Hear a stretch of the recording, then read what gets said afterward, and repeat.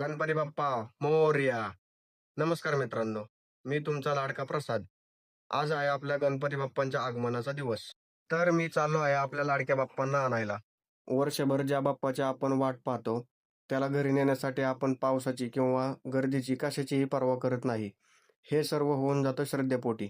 मी रस्त्याने जाताना आज पाहिलं, प्रत्येकजण आपापल्या परीने म्हणजेच कोणी टू व्हीलरवर, कोणी रिक्षामध्ये, तर कोणी फोर व्हीलरमधून बाप्पांना आपल्या घरी घेऊन जात होतं.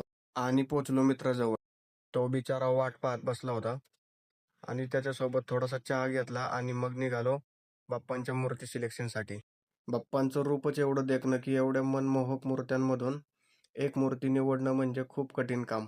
शेवटी मग एक मूर्ती निवडली आणि त्या मूर्तीची पूजा करून ढोल ताशाच्या गजरामध्ये घरी घेऊन निघालो. घरी जात असताना खूप पाऊस आला.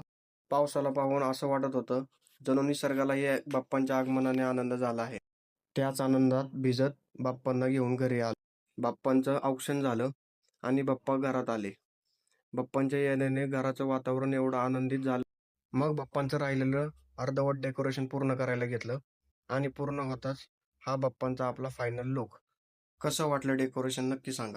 तर उद्यापासून आपण पाहणार आहोत पुण्यामधले मानाचे गणपती.